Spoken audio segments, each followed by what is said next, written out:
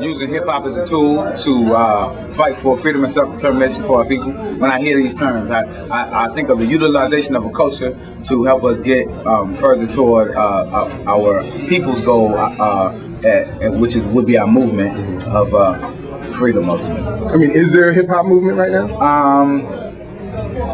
You mean there is a movement about hip hop? Right now it's very capitalist. It's capitalist intensive. It is materialistic.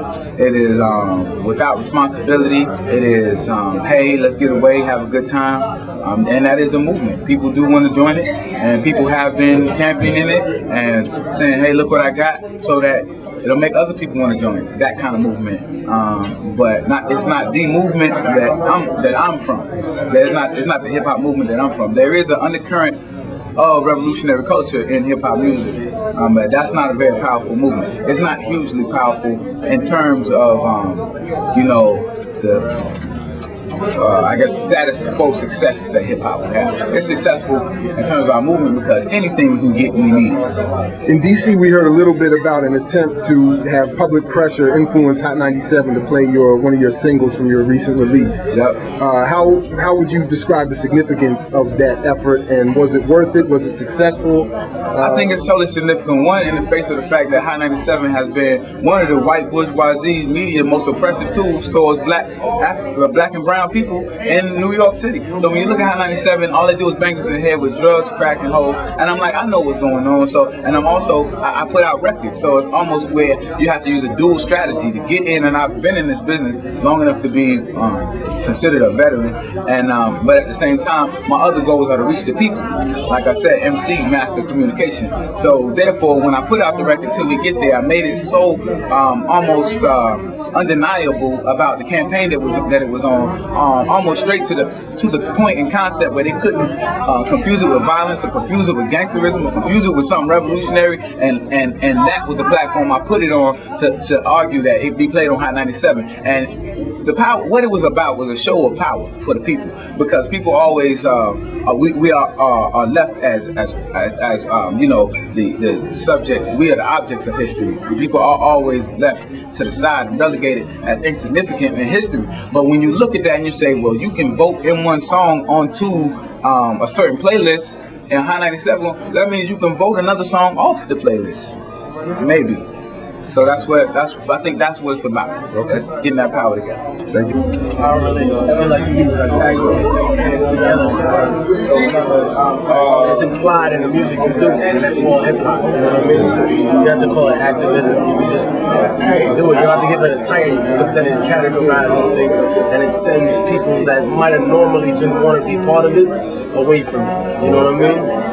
Not everybody wants that. Sometimes you got to crush the vegetables and put them in the beef for the children. You can't make it be what it is. I'm fortunate enough to have a style that's kind of progressive, a little violent. It's not by necessary design. It's just who I am, what I do. And I think it brings more people out to be like, all right, we like this hardcore stuff, but at the same time, it's revolutionary as well.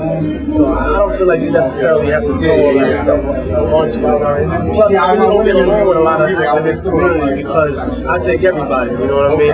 I take the drug dealers, the gang members, because Jesus don't administer to, people who are right. The doctor don't take care of people that ain't sick, and we need to talk to those people. We need to bring them into the movement so we can analyze exactly why they're in that predicament. You know what I mean? It's simple to say, okay, they're poor and they want to sell drugs. That's not the end all to it. It's not as simplistic as that. Because if it was that simple as a mistake or as a problem, it would be that simple to fix. It's not. It's a multi-dimensional issue. Now I heard you were doing some work out west, trying to organize an actual movement.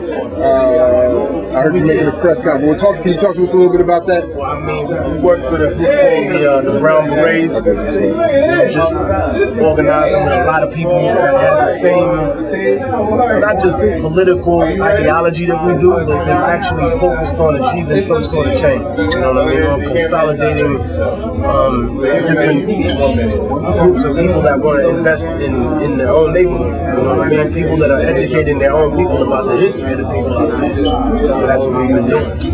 And we raised a lot of awareness against the Minutemen. The same as I believe, for example, that there could be individuals who have problems with immigration, with gang violence, all these other issues that come into the neighborhood. And they don't have to necessarily hate Latino people, just the same way that there can be individuals who disagree and are very critical of the foreign and domestic policy of Israel. That doesn't mean they're anti-Semitic.